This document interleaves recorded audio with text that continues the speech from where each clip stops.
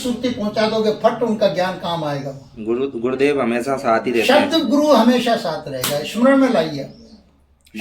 गुरु के प्रति समर्पण ही, बस गुरु को याद किया कि वहाँ शब्द उनके आएंगे, आपको याद आएंगे, वो ज्ञान आएगा। ज्ञान आएगा तो वो घटना से आप अलग सकारात्मक सोच लो। सही बात है। ये क्या आत्मा परमात्मा से अलग कैसे हो सकती है, कैसे कर दोगे? हाँ, सूरज से जब किरण अलग नहीं हो सकती, प्रकाश अलग नहीं हो सकता, तो आप कैसे कर दोगे आत्मा को परमात्मा से अलग? बिल्कुल सही बात है। आपको कोई गुरु, आपको आत्मज्ञानी गुरु मिला ही नहीं। और वेद तो जगह जगह से कह रहे हैं, आत्म में परमात्म बोले, परमात्म में झाई, और झाई में बेझाई बोले लखे कबीरा साई। यानी लिखने का मतलब अपने आप को देख रहा है सब जगह। पहले स्वयं ने देखा और स्वयं ने फिर सब जगह सिया आराम में सब जग जाने। ये बाबा तुलसीदास जी ने जब 120 साल करीब हो गए, 10 साल, जब 120 में तो निर्वाण को प्राप्त हो गए वो, तब उनको समझ में आई। तब तक वो भ्रम और संशय सत्संग में आते रहे, क्योंकि नाना ग्रंथ हैं, नाना प्रकार की वाणी है, नाना प्रकार से कोई बोल रहा है, कोई अब चित्र सामने रख दिया तो स्वाभाविक है कि उसका चित्त वहां जाएगा। अब हमारे लिए पहले पहले बहुत दुख देती थी तस्वीरें।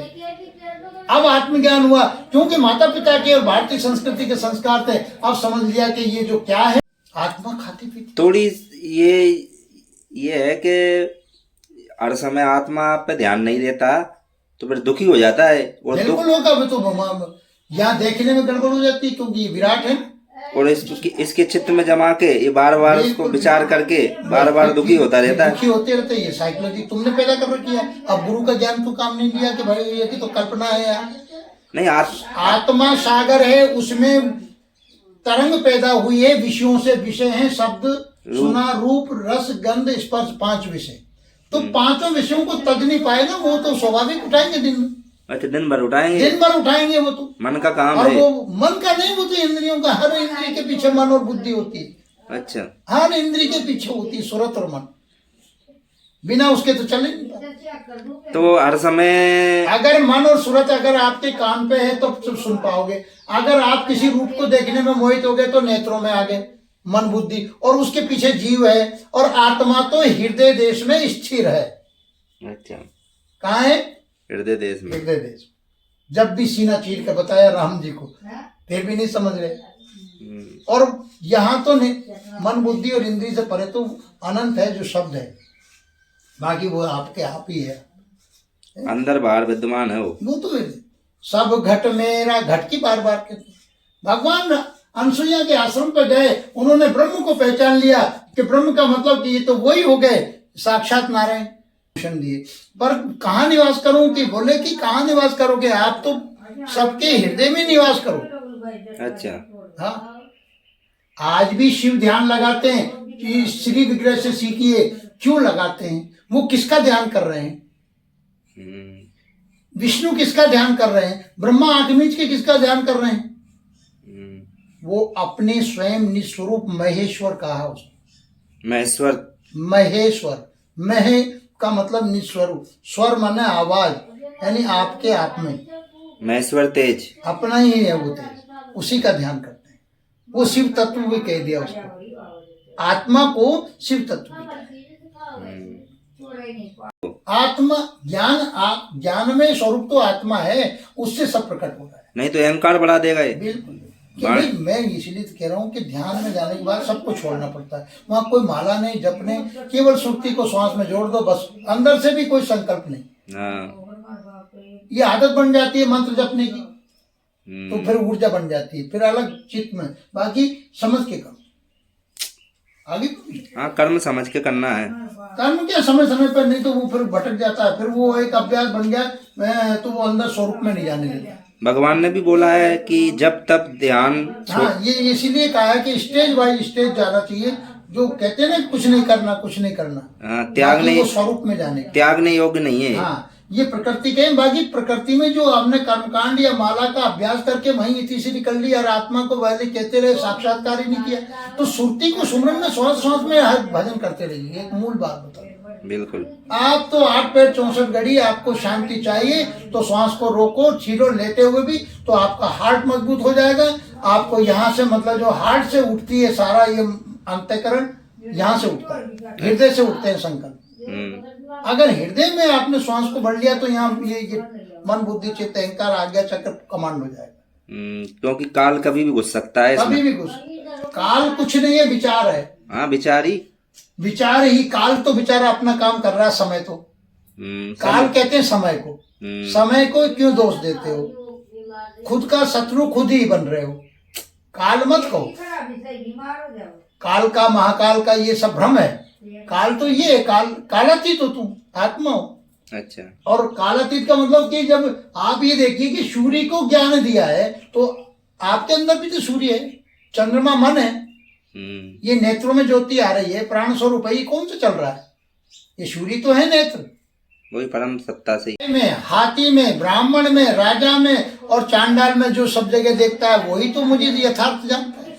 तत्व से भली बाती मुझे जानता है, भांति जानता है। तत्व आत्म तत्व की बात है, क्योंकि 5 तत्व पृथ्वी क्षिति जल पाव गगन समीरा, पंच तत्व ये अगम शरीरा, ये जड़ भगवान ने बनाए हैं। ये आदि अनादि, इनका कोई आदि अंत है नहीं। तत्व 5 तत्व है। कोई परिवर्तन जरूर हो रहा है, ये तुम्हारे इसलिए ब्रह्म है। ये पृथ्वी और सूर्य चांद आकाश कब से बना कोई पता नहीं, और कब तक चलती रहेगी कोई पता नहीं है। और उसका दूसरा प्रयोग है आपका मानव बॉडी, इसको समझ लीजिए।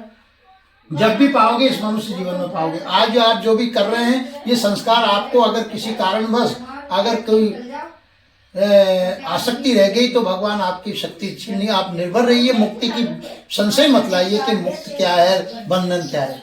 बंधन और मुक्ति को समझो। हाँ, इसको भी छोड़ना है। छोड़ना क्या, तुम मुक्त हो। ये भी आसक्ति है, आसक्ति रखनी नहीं है, इच्छा रखनी नहीं है। ये तो सहज भाव से परमात्मा की सेवा कर रहा हूँ, बात कर रहा हूँ। बस समर्पण भाव, समर्पण भाव। मैं आत्मावत हूँ, ये बात ध्यान रखो। मैं आत्मावत हूँ और मैं जो आत्मा हूँ वही शरीर, सबके अंदर वही सब में समाया हूँ, बाहर भीतर अनंत और विस्तृत हूँ, ऐसा अनुभव करो। मैं अनंत में भी हूँ और विस्तार इतना है कि जिसकी सीमा नहीं, ऐसा समुद्र हूँ। आप अनुभव करो, इसको कहते हैं अनंत की यात्रा। आसन पे बैठ के या कहीं भी विचार करिए कि मैं पूरे आदि अंत में विस्तृत रूप से ऐसा समुद्र हूँ जिसका कोई और छोर नहीं है। अच्छा। हाँ, आत्मा का और छोर नहीं है। अब मुझ में न आसक्ति का भाव रहा और न किसी प्रकार के मोह अथवा माया से ग्रस्त हूँ। मुझे निरंजन और निरपेक्ष की अनुभूति हो गई है। क्योंकि जब तुम विराट में फंस जाओगे तो आपकी वृत्तियां विराट में जाने लग जाएंगी तो बेचैन हो जाओ। तो ऐसा विचार करते करते रहने से विराट में फंस जाओ। अर्जुन फंस गया तो ये विराट में चित्त वहां जाने लगेगा, आपके सहस्त्रार्थ खुल जाएंगे चक्र। तो आपको फिर वापस गुरुदेव की कृपा से अपने भीतर ही स्थिर होना पड़ेगा। नहीं स्थिर होगे तो मन बुद्धि चित्त आपको पागल करार दे देगा। क्योंकि विराट भक्त प्रहलाद यही तो करते थे, ध्रुव ने यही किया। क्योंकि भक्त जब तक भगवान वहां साक्षात्कार हो अंदर आत्मा से, जब तक तो वो दूसरी जगह देखने लग जाता है। तुलसी में, पेड़ों में, नदी में, गाय में, वृक्ष में, कण में देखना प्रहलाद कि हमने इसको दर्शन क्यों नचायो मोई, इसलिए गाया भक्तों ने नचायो मोई भक्तों ने नाना बात। मोई का मतलब वही आत्मा अंदर जो बैठा है वो वही अंदर से प्रकट हो जाता है, वही जाग जाती है, वही नचा रहा है आज भी। वही आज भी। पर वो ब्रह्म भाव में जगेगी जब ना, जब तपलेगा अच्छी तरह से, मन बुद्धि चित्त विलय हो जाए, जब जगेगी वो शक्ति। अब मुझ में ना आसक्ति का भाव रहा, ना किसी प्रकार का मोह अथवा माया से मैं ग्रस्त हूँ। मुझे निरंजन, निरंजन का मतलब इन आंखों से नहीं देख सकते, निराकार, उसमें कोई रंग नहीं है मतलब। नहीं, रंग रूप तो है ही नहीं। निरंजन का मतलब होता है, अंजन माने आंख होती है, नी माने मतलब इन आंखों से नहीं देख सकते। अच्छा अच्छा, निरंजन। निरंजन निरंजन, ऐसे मन भी निरंजन है। अच्छा अच्छा, बिन पद चलना, मन के आंखें थोड़ी है, सूक्ष्म है मन, सूक्ष्म है, तो वो के बुद्धि से काम करता है। अच्छा। अब बुद्धि जिसकी मलिन है, विवेक नहीं है, बुद्धि भी भटका देती है क्योंकि तुरंत प्रभाव में आती है। सात्विक, राजस और तामस, तो बुद्धि से भी आगे विचार आता है, और विचार को भी कैसा आ रहा है इसको नियंत्रण करने वाला विवेक क्या है। विवेक। विवेक, विवेक बिन सत्संग। तो सत्य क्या है? आत्मा, और आत्मा से जो तू जो जुड़ा हुआ है उसका विवेक रहेगा। वो सच्चिदानंदमय है, ज्ञान स्वरूप है, अनंत ज्ञान का भंडार है। बाकी आत्मा का ज्ञान कभी सब में विलीन होता है, पूरी आत्मा में ही सृष्टि हुई, पर वो भटकाता है ज्ञान में स्वरूप। इसलिए भागवत में पहला श्लोक आता है महात्म में, सच्चिदानंद रूपाय विश्वोत्पत्त्यादि हेतवे तापत्रय विनाशाय श्री कृष्णाय वयं नमः। वो 3 ताप को नष्ट करता है वो सच्चित है। तो चित्त में जीव की पराशक्ति होती है। अच्छा। अपराशक्ति तो जीव भाव में चित्त ही होता है जिससे रचना हुई है, ये सूक्ष्म होता है। संत वहां से ऊपर चलते हैं। अपरा में तो आता है पृथ्वी जल अग्नि वायु मन बुद्धि चित्त और अहंकार। अच्छा। है, और इससे फिर इससे ये स्थूल बनता है। और सूक्ष्म में आती है जीव की पराशक्ति जो रचना करती है, और वो सूक्ष्म अपने भूल गया तो उसको गुरुदेव श्रुति के द्वारा चित्त और ध्यान के द्वारा इसको स्थिर करते हैं। ध्यान मूलम गुरु मूर्ति सत चित्त। चित्त की वृत्तियां धीरे धीरे धीरे धीरे शांत करो आपका। बाकी पहले तुम आत्मा को रियलाइज कर लो। ये ज्ञान दृष्टि है, स्वीकार दृष्टि है। क्यों कि तुम्हें भय होगा मन बुद्धि में, तो आप बार बार ये कहो कि मैं तो आत्मा हूं, मुझे कौन मान सकता। तो पावर में आ जाओगे, आपका मन बुद्धि चित्त ही तो भटकाएगा। अच्छा अच्छा। हाँ, चित्त में जम जाएगा, कोई घटना देगी फट चित्त पकड़ लेगा, आप भयभीत हो जाओगे। उसने कौन मर गया कौन क्या है, सब 5 तत्व में समा गए और ये आगे की यात्रा कर रहा है जीव। हाँ तो आगे की कर रहा है, ऐसा समझ लोगे ना। सही बात है। ये बुद्धि का दाता गणेश हमारे बुद्धि है, ये सब हमारे भीतर है, गुरुदेव की कृपा। नहीं तो पहले क्योंकि चित्त पे असर पड़ता था गलत। अब समझ में आया कि ये जो बाहर तस्वीरें हैं यही तो रूप है। ये जानकी सीता माता है, शिव तो एक तत्व है वो, और ये शंकर का है उसको, महादेव और कौन है। तो भावना करो, भागवत कहती है 5 जगह माता पिता में भगवान देख लो, पति पत्नी में राधा देख ले, और पति में परमेश्वर शिव देख ले, हो गया कल्याण। और कहते हैं भारतीय संस्कृति में, और सब जगह परमात्मा देख लो। अरे सब जगह परमात्मा तो देखना ही है, बाकी तुम देखो चराचर सब में। निज माता की कुचन में रच राखा प्रभु जी। अरे कन्या की शादी बाद में होती है, भगवान ने बाद में जीव बनाया, शरीर बनाकर इसको पहले रचना कर दी, तुमको क्या आंचल बना के तैयार कर दिया। बताओ बच्चा बालक होगा क्या पिएगा। कितने दयालु हैं, तुम्हें विश्वास नहीं। आज नहीं है आटा तो कल की चिंता है। अरे आटा नहीं है तो कल की चिंता, उसको कितनी चिंता है तेरी, वो तेरे भीतर ही बैठा है, तुझे उसको सब का फिक्र, उस पर समर्पित। इतना दृढ़ विश्वास नहीं है, इसलिए वो अपने किए हुए कर्म में ब्रेक लगा देते हैं। उनका है विश्वास ही उनको अवरोध बन जाता। हाँ, श्रद्धा और विश्वास। कहते तू मेरी तरफ चल तो सही, 1 कदम बढ़ेगा जीव, परमात्मा 10 कदम बढ़ते हैं। और वो परमात्मा क्या आपके रूप में आ गए। सही आप अभी पता था कि हमें कि भोजन मतलब आहार वहां से आएगा। सही बात है। वो आता है, चल के आता है, या तुमको चला देता है, और उसको सबका फिक्र है। पर जीव समझ नहीं कि तुम मेरे जैसा तो हो रहे, मेरे समर्पित तो। बाकी अपने थोड़े से स्वार्थ के लिए विश्वास तोड़ देता है, निष्ठा तोड़ देता है, श्रद्धा तोड़ देता है। श्रद्धा पार्वती है और विश्वास शिव है। तो यही बात अष्टावक्र जी महाराज राजा जनक को कहते हैं कि आत्मज्ञान के चमत्कार का देखो परिणाम, कि मैं आज अपना स्वयं का प्रकाश में पुंज हो गया, विधेय स्वरूप हूं मैं अभी तक देह मानता रहा। तो शारीरिक अभिलाषाओं के प्रति तनिक भी मोह नहीं होना चाहिए। आत्मज्ञान के चमत्कार से मेरा निज स्वरूप यानी आत्मा स्वयं मुझे आलोकित कर रहा है, कोई और प्रकाशित नहीं कर रहा आपको। केवल हीन भावनाएं। अगर कोई व्यक्ति रोगी है तो हमारे भारतीय संस्कृति में ऐसे ऐसे सूत्र हैं कि उससे ये सुबह लेटे लेटे बिस्तर पे करवाओ तो मैं दौड़ रहा हूँ, भगवान मेरे साथ है, मैं निरोग हो रहा हूँ, वो ठीक होने लग गया है। अलौकिक प्रक्रिया है। हाँ बिल्कुल बिल्कुल, आत्मविश्वास। और मैं कैसे मर सकता हूँ लगता है क्या। अच्छा, मन भोगता है ये मन बुद्धि प्रकृति, इसमें होश में रहो ना यार। अच्छा, आपके प्रारब्ध आप ही हो, अच्छा, आपको बनाना है। आपने किसी से गाली दे दी, लटपटेंगा हो गया तो आपने नया खड़ा कर लिया। कर्म कर्म ही तो प्रारब्ध भोग रहे। अच्छा। तुमने प्रकृति का ये औजार सही नहीं चलाया तो गुरु काटे कर्म की जाल सतगुरु काटे। तो गुरु यही तो भ्रम तोड़ रहा है, तू आत्मा बिल्कुल निर्लिप्त तो बंदा ही नहीं है, तुझे कौन कर्म में लागू होगा। काले कर्म ईश्वर, भगवान कृष्ण ने सब लीला करी, उनको कोई कर्म नहीं व्यापा। तुमको आत्मा का ज्ञान हो जाएगा, परमात्मा ज्ञान हो जाएगा, फिर तुम क्यों ऐसे आसक्तिपूर्ण कर्म करोगे जो किसी को कष्ट हो। हाँ, शील दया क्षमा विवेक अपनाएगा वो तो अपनाएगा ही है, और त्याग अपनाएगा, त्याग अपनाएगा, वैराग्य अपनाएगा। वैराग तो है, विरक्ति मतलब उसको समझ में आ रहा है अंदर से, मतलब दिव्य चक्षु नेत्र खुल गया, विवेक तीसरा नेत्र जग गया, उसको हर चीज दिखती। आत्मा तो आज तक चाहे कितना पापी से पापी हो उसकी भी पवित्र होती है, वो आत्मा को रियलाइज कर ले। इसलिए मलेच्छ जो है वो ये भावना करते हैं कि हम ना खा रहे ना हम पी रहे, तो वो शुक्राचार्य का ज्ञान संजीवनी उनके पास थी, उनको दो से मिट्टी मिट्टी को खा रहे हैं। सही बात है। तो ये अलग अलग स्टेज है, पर इसका मतलब ये नहीं है, पर उनमें सामर्थ्य थी, सामर्थ्य को नहीं दोष गुसाई, तो सामर्थ्यवान बनवा। अच्छा। हाँ, प्रारब्ध तुमसे, संचित का मतलब आपने अपने कोई संचित का इसमें खजाना है क्या। आत्मविश्वास, आत्मविश्वास को मजबूत करो तो जो आपने अन्न खाया उसका वाइब्रेशन आपके अंदर बनेगा, वो संस्कार पैदा करता है।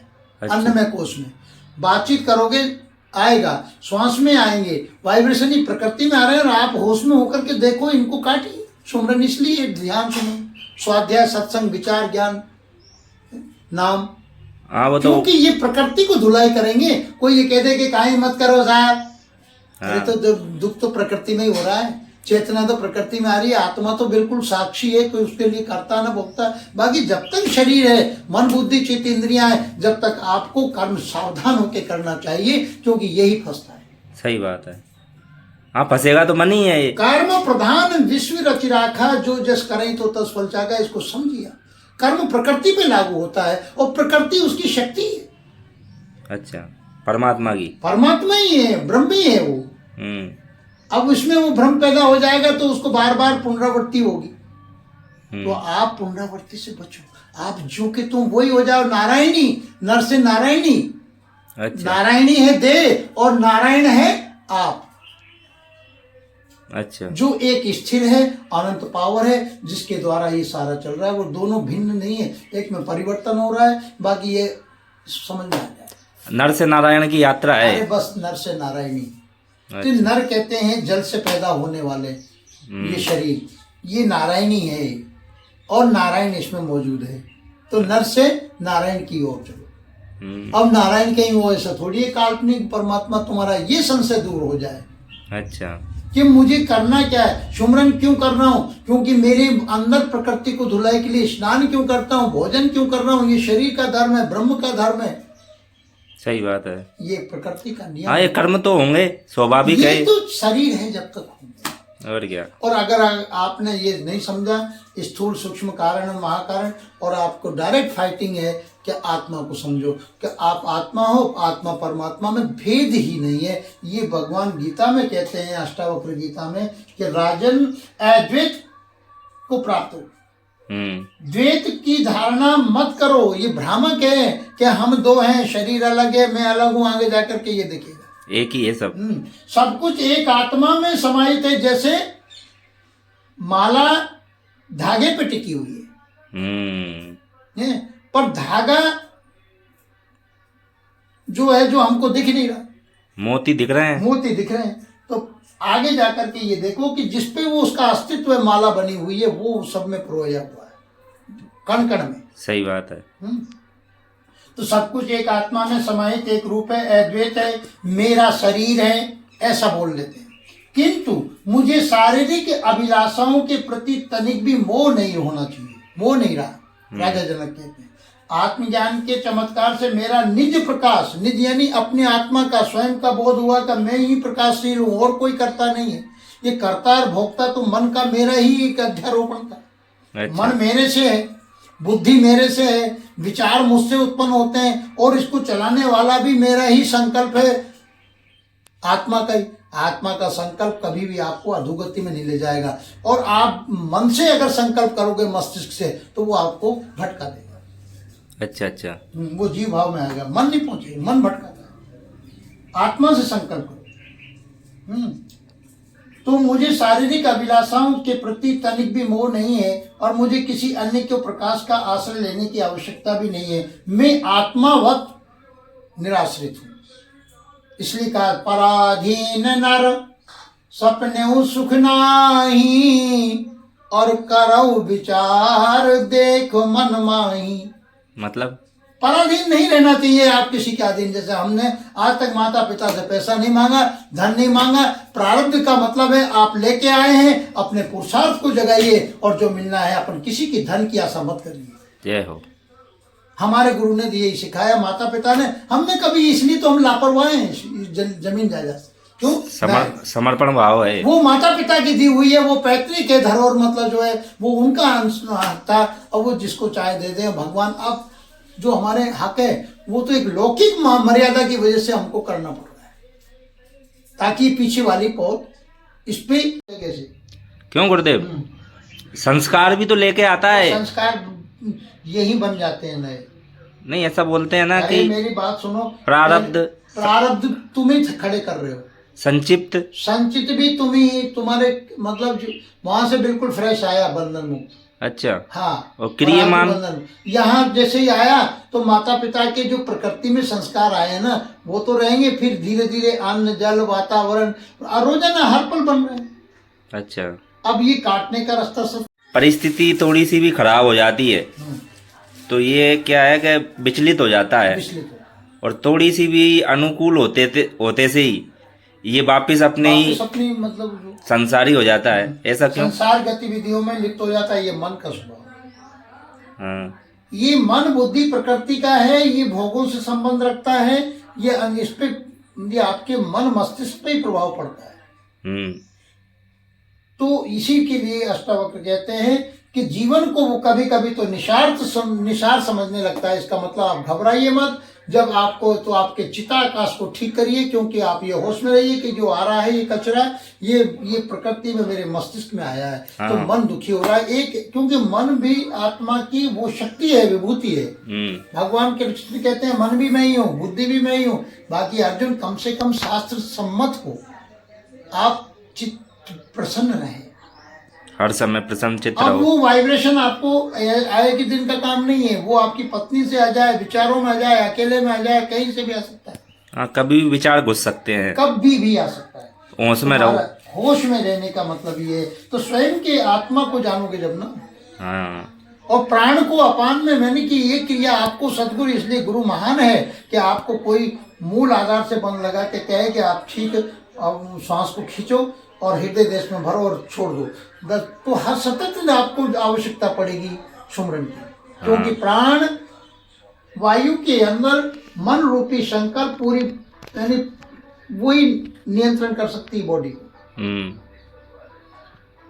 तो भगवान कहते हैं क्योंकि मैं आत्मा हूं, मुझसे आत्मा है और आत्मा में मैं हूं। अष्टावक्र। आत्मा निराकार होती है और मेरी जो साकार शरीर है ये आत्मा का चैतन्य स्वरूप है। ब्रह्म का साक्षी स्वरूप है। सारी सृष्टि ब्रह्ममय है और ब्रह्म के अतिरिक्त कुछ नहीं। पूरी सृष्टि परमात्मा समाया हुआ। परमात्मा तो वो तत्व ही है। अच्छा।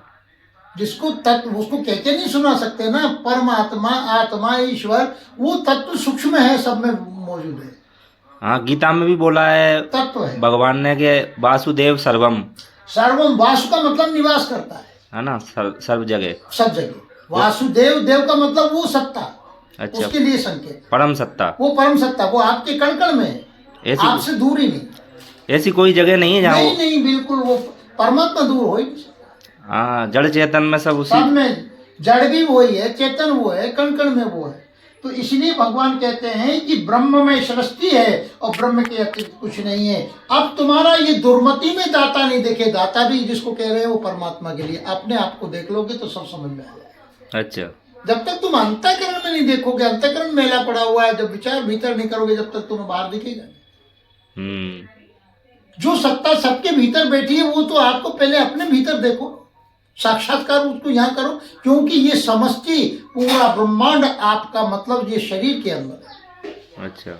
ये व्यष्टि है और ये समष्टि है, आप इससे अलग नहीं तत्व से। हैं? जैसे मटके अलग अलग हो सकते हैं, बाकी उनमें जो जल है तत्व से तो वो एक ही है। अच्छा। धारणा ब्रह्मा के सब कुछ एक आत्मा में ही समाहित है। जैसे एक धागे के अंदर पूरी, भगवान कृष्ण कहते हैं माला की गुरिये जो है उस पे नियुक्त उसी पे माला टिक रही है, हर मोती उसमें प्रोए हुए हैं। ऐसे जितने भी जड़ चेतन आत्मा सराचर पूरा विश्व उस तत्व परमात्मा पार ब्रह्म परमेश्वर में टिका हुआ है। उसको कोई भी नाम दे दो आप, परमात्मा कह दो, आत्मा कह दो, आत्मा कह दो, ईश्वर कह दो, गॉड कह दो, वाहिगुरु कह दो, सत्यनाम साहिब, सच्चिदानंद कह दो, क्या बात नाम। बाकी वो नाम कहने में नहीं आता जिससे सारी प्रकृति के नाम उच्चारण होते हैं। हाँ वो अनामी है, वो अनामी है, बाकी वही बोल रहा है, उसके पावर से बोल रहे हो। अब यहाँ विवेक जगेगा जब अनुभव में आएगी कि ये ब्रह्म की शक्ति है, उसी की लीला है, उससे भिन्न नहीं है। सही ये बात। प्रकृति राधा रानी है, सीता कह दो, राधा रानी कह दो, ये दोनों अलग नहीं हो सकते। ब्रह्म और माया जिसको कहते हैं शक्ति, ये दोनों मिले हैं, और वो तीसरा पुरुष सब में समाये है। क्षर अक्षर साक्षी भी है और सब में मौजूद है। क्षर अक्षर जिसको नी तत्व कहते हैं। नी तत्व, नी तत्व भी कहा, नी शब्द भी कहा। शब्द से तो रचना है, बाकी स्वरूप तो नी तत्व है। अच्छा। हाँ वो है जो आदि भी सच, अनादि भी सच, नानक होशी भी सच, कर्ता पुरुष, अभय योनि, मतलब योनि से भी रहे, अभय पुरुष, अजन्मा पुरुष, अजन्मा पुरुष, ऐसे नाम दिए हैं संतों ने। फिर भी वो वर्णन में नहीं आया, अनुभव में आया और देखकर स्थिर हो गए कि बाहर भीतर एक हो जानो, यानी ये स्वयं ही है। आप चेतन हैं, चेतना भी वहीं से ही। साकार है तो निराकार कहूँ, ये साकार है में स्थिर हो गए कि प्रभु ही तो है। अब आपकी वाणी से आप मन बुद्धि से क्या कह रहे हो, दूसरे को दुख दे रहे हो, तो उससे तो वो कह देते हैं कि ये भटक रहा है, ये काल का जीव है, खुद का खुद ही नुकसान कर रहा है। ना सही बात है। के लिए तो विस्मृत नहीं कर सकते कि वह राजा सिंहासन पर आसीन होते हैं। भला एक राजा इतनी शीघ्रता से कैसे भोग विलास को तिलांजलि दे सकता है। वह सदैव ऐश्वर्य और संपन्नता में रहे थे। मात्र 20 श्लोक सुनकर अष्टावक्र कहते हैं कि राजा जनक को आत्मज्ञान की अनुभूति कैसे हो सकती है। ये संशय था गुरु को, जो परीक्षा ले रहे हैं। ये अष्टावक्र को विश्वसनीय और प्रतीत नहीं होता था। तो राजा सिंहासन का आरूढ़ है, सिंहासन पर आरूढ़ होते ही हर गुरु को ही रहती है कहीं ये भटक ना जाए, माया इतनी धीमी है। तो फिर कह रहे हैं कि मेरे यहाँ से जाने के बाद कहीं सिंहासन पर आरूढ़ होकर के आदेश देता है, और जिसके आदेश से प्रत्येक जन नतमस्तक होकर के पालन करता हो, और स्वाभाविक ही वह अहंकारी और अभिमानी होगा, ऐसा उनका सोचना था। यह आने से पहले तक जो अहंकार और अभिलाषाओं से परिपूर्ण था, अल्पकाल में ही उसे किस प्रकार विनम्रता और इच्छाहीनता का बोध हो सकता है।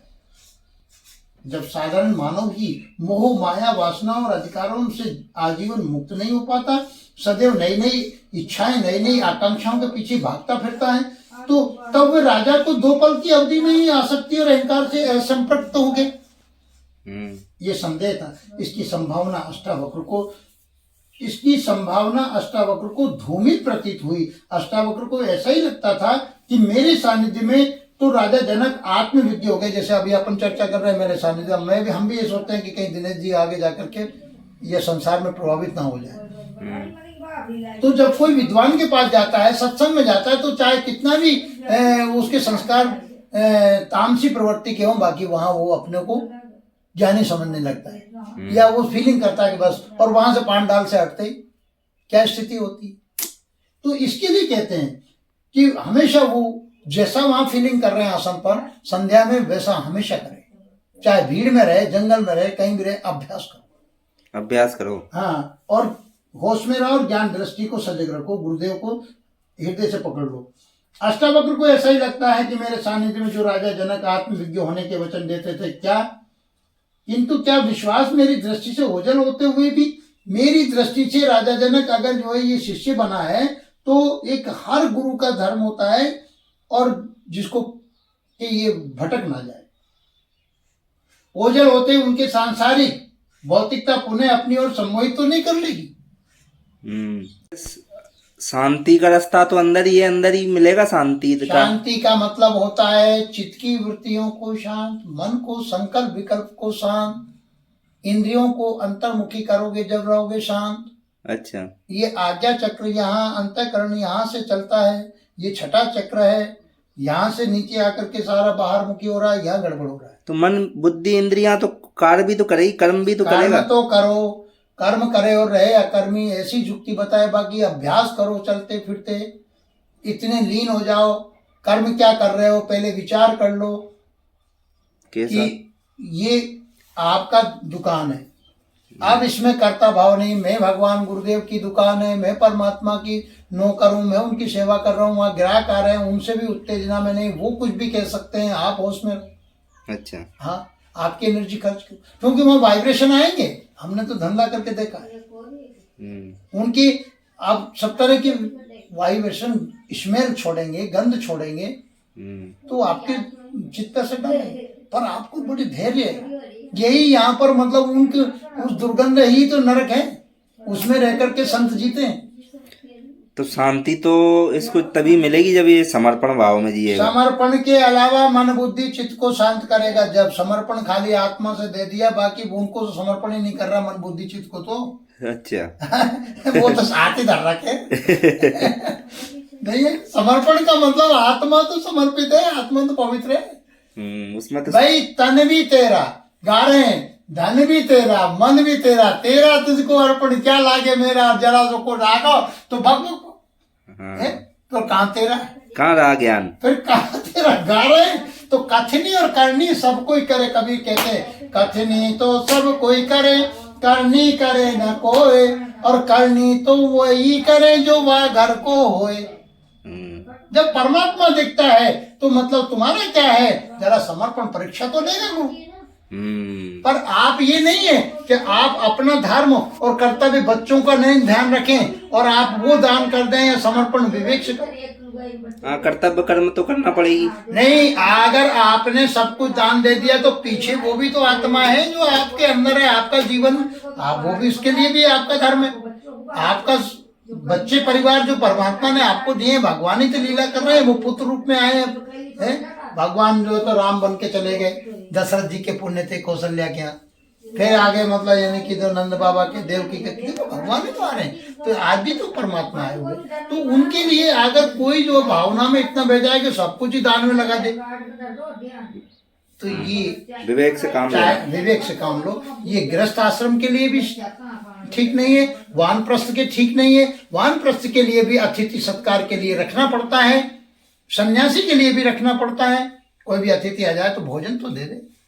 अगर कोई रात में सन्यासी पड़ा है तो उसके स्वामी जी कहते थे भाई हम भूखे रह जाएं, बाकी अतिथि का तो कोई भी मानव है, परमात्मा है, सेवा करता है।